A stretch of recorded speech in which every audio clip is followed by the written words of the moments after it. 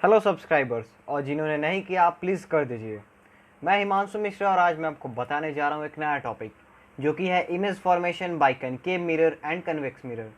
तो इस वीडियो में हम लोग ये जानेंगे कि जो इमेज का फॉर्मेशन होता है कनकेव और कन्वेक्स मिरर द्वारा वो कैसे होता है, उसके क्या क्या रूल्स हैं, और लास्ट में हम लोग जानेंगे कनकेव मिरर और कन्वेक्स मिरर के यूजेस क्या क्या हैं। तो चलिए फ्रेंड्स शुरू करते हैं। तो शुरू करने से पहले मैं आपको बताना चाहूँगा कनकेव मिरर के बारे में थोड़ा सा। तो दोस्तों, जो कनकेव मिरर होता है वो एक स्फेरिकल मिरर से कट किया हुआ होता है, जिसका कि एक सर्कल है तो सेंटर तो होगा ही, जिसको कि हम लोग बोलते हैं सेंटर ऑफ कर्वेचर। और ये जो होता है उसका ठीक हाफ होता है जो कि है हमारा फोकस।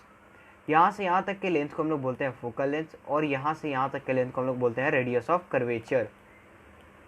दोस्तों, इसको हम लोग बोलते हैं पोल। और ये जो आप लाइन देख रहे हैं ये है हमारा प्रिंसिपल एक्सिस, जिसपे कि ये सारे पॉइंट लाई करते हैं। तो फ्रेंड्स, चलिए कुछ रूल्स के बारे में बात कर लेते हैं। कनकेव मिरर के जो इमेज फॉर्मेशन होता है उसके लिए क्या क्या रूल्स हैं। तो फर्स्ट रूल की तरफ बढ़ते हैं फ्रेंड्स। तो फर्स्ट रूल हमारा ये कहता है कि अगर कोई ray of light principal axis से पैरेलल आती है कनकेव मिरर में, तो वो जो रे ऑफ लाइट है वो फोकस से होकर के गुजरेगी।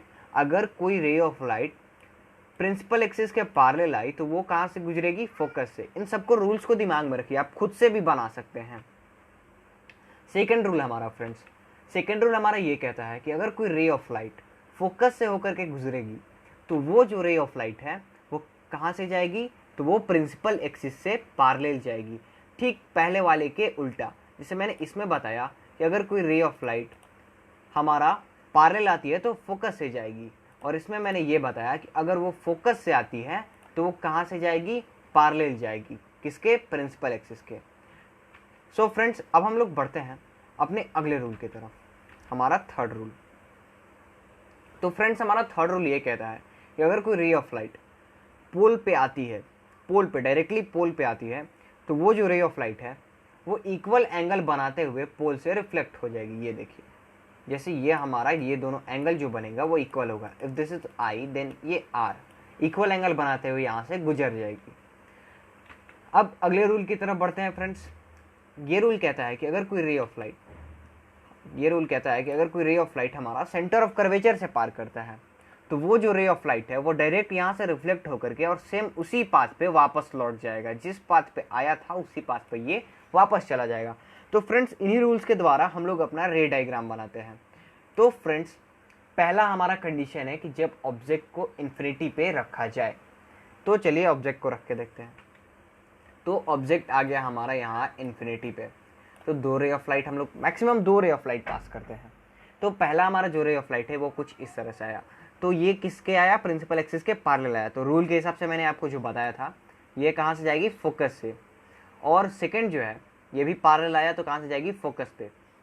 तो जो दोनों रे कहाँ पे मीट की? फोकस पे। और ये जो रेज हैं एक्चुअली में मीट की हैं, और ये एकदम पॉइंट साइज इमेज बनेगा, एकदम पॉइंट साइज। और रियल बनेगा तो इन्वर्टेड बनेगा। एक चीज़ याद रखिएगा दोस्तों, अगर इमेज रियल बन रहा है तो वो इन्वर्टेड जरूर बनेगा, अगर वो वर्चुअल बन रहा है तो वो इरेक्ट बनेगा, यानी कि सीधा जरूर बनेगा। तो ऑब्जेक्ट कैसा है हमारा? पॉइंट साइज, और बहुत ज़्यादा छोटा होगा, हाईली डिमिनिश्ड होगा, और क्या होगा? रियल एंड इन्वर्टेड बनेगा। चलिए फ्रेंड्स, बढ़ते हैं अपने अगले कंडीशन की तरफ। तो हमारा अगला कंडीशन ये कहता है कि अगर हम लोग ऑब्जेक्ट को सेंटर ऑफ कर्वेचर और इन्फिनिटी के बीच में रखें या फिर सी से पीछे रखें, तो चलिए ऑब्जेक्ट को रख के देखते हैं कुछ इस तरह से। तो ऑब्जेक्ट हमारा सी पे है, तो सी पे हमारा जो ऑब्जेक्ट है तो रे ऑफ लाइट हम लोग दो पास करते हैं। तो पहला रे ऑफ लाइट हमारा कहाँ गया? प्रिंसिपल एक्सिस के पैरेलल। तो पैरेलल गया तो सीधी सी बात है भैया, ये फोकस से होकर के गुजरेगा। और दूसरा रे ऑफ लाइट हम लोग किधर से लेके आए? फोकस से। और फोकस से लेके आए तो ये कहाँ से जाएगा? आप बताइए। ये जाएगा प्रिंसिपल एक्सिस के पैरेलल। तो देखिए दोनों रे कहाँ पे मीट की हमारी? यहाँ पे। तो इमेज का फॉर्मेशन यहाँ पे। अब थोड़ा इसको देखते हैं कि भैया ये जो ऑब्जेक्ट, जो इमेज का साइज ऑब्जेक्ट के साइज से क्या है? छोटा है, और क्या है? रियल एंड इन्वर्टेड है। रियल है तो इन्वर्टेड है। आज सामने दिखाई दे रहा है एक भैया जो ऑब्जेक्ट है वो उल्टा बना है। ऑब्जेक्ट कैसा बना है हमारा? उल्टा। तो चलिए फ्रेंड्स, अब आगे बढ़ते हैं। देखिए जैसे जैसे मैं इमेज ऑब्जेक्ट को इधर लेते आऊँगा, आपको ये जो है ये दूर भागते हुए दिखाई देगा। I am sorry. तो और इसका जो साइज है वो बड़ा होते हुए दिखाई देगा। तो चलिए फ्रेंड्स बढ़ते हैं अगले कंडीशन की तरफ।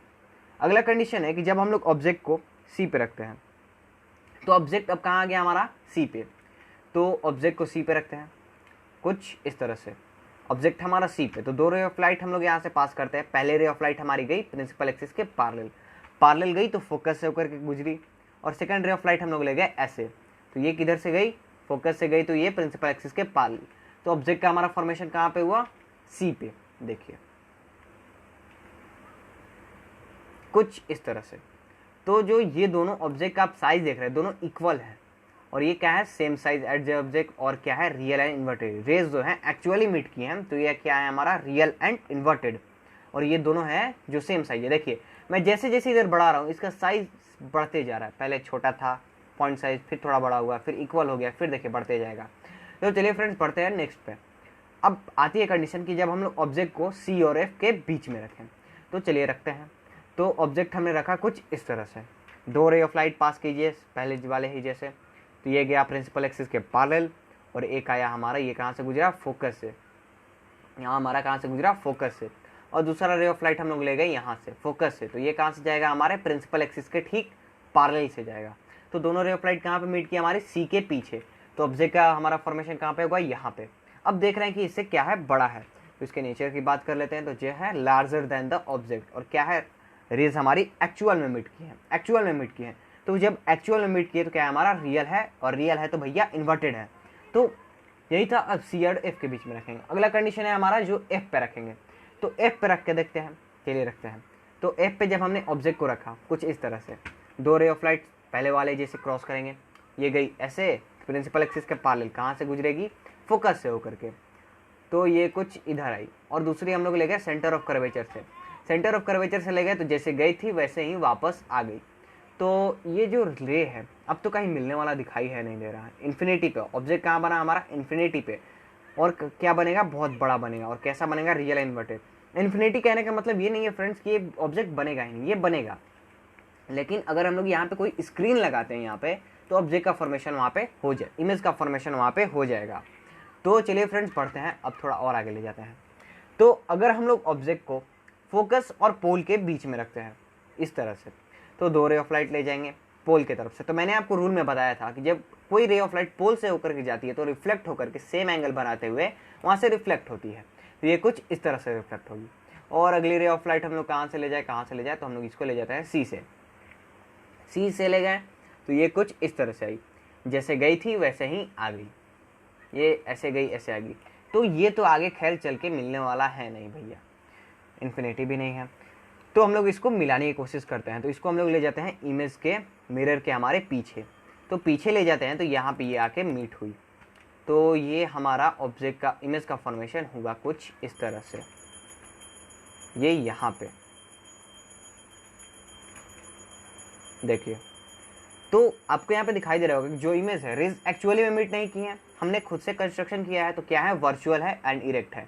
तो वर्चुअल है तो इरेक्ट होगा, आपको सामने दिखाई दे रहा है कि जो ऑब्जेक्ट है वो सीधा है, और अपराइट है, क्या है सीधा है, और क्या है बड़ा है, इनलार्ज है इससे।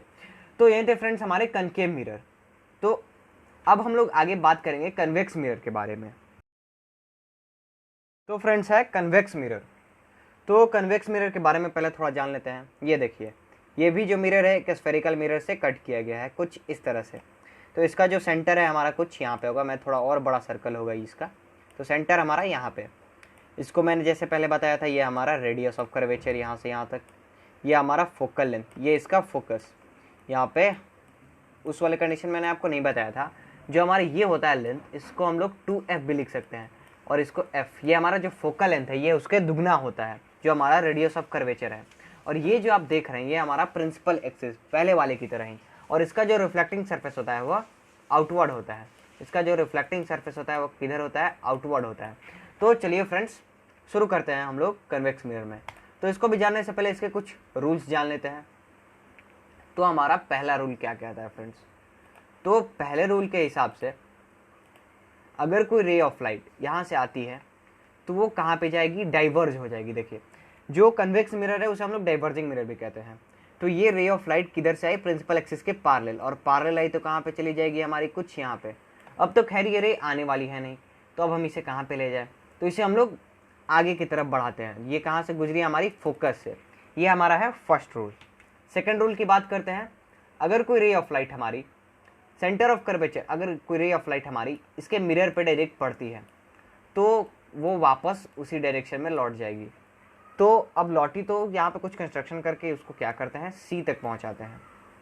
देखिए ये कुछ सी पे आई और सी पे आई तो वापस वहीं पे लौट गई। जैसे मैंने पहले वाले में करके मेरे केस में बताया था, सी पे आई तो वापस लौट गई, वहीं यही केस है। चलिए अगले रूल की बात करते हैं। अगला रूल हमारा ये कहता है कि अगर कोई रे ऑफ लाइट अगर यहाँ पे आती है पोल पे, ये जो हमारा पोल है अगर यहाँ पे आती है तो वो ठीक सेम एंगल बनाते हुए वहाँ से गुजरेगी। यानी कि if this angle is equal to I then this angle is equal to R. पहले वाले की तरह ही रूल है, कनकेव मिरर की तरह ही। तो चलिए अब इसके इमेज फॉर्मेशन करते हैं। तो है हमारा फर्स्ट कंडीशन, जब हम लोग ऑब्जेक्ट को इन्फिनिटी पे रखते हैं तो देखते हैं भैया इन्फिनिटी पे रख के तो ऑब्जेक्ट जो हमारा इन्फिनिटी पे रहेगा तो रे ऑफ लाइट कुछ इस तरह से आएंगी, ऐसे ऐसे रे ऑफ लाइट हमारी इन्फिनिटी से आएंगी। तो मैंने जैसे आपको रूल में बताया था, अगर ये हमारे प्रिंसिपल एक्सिस के पैरेलल हैं, कैसे हैं प्रिंसिपल एक्सिस के पैरेलल, तो ये क्या हो जाएंगे, डाइवर्स। अब डाइवर्स हो जाएंगे ये कुछ इस तरह से, ये इधर डाइवर्स हो जाएगी, ये इधर डाइवर्ज, ये इधर डाइवर्ज, ये इधर डाइवर्ज, सभी डाइवर्ज हो जाएंगे। लेकिन डाइवर्ज होने की जगह मैंने क्या किया कि इनको आगे की तरफ कंस्ट्रक्शन किया। तो ये कहाँ पे आकर के मिली, कुछ इस तरह से यहाँ पे फोकस पे।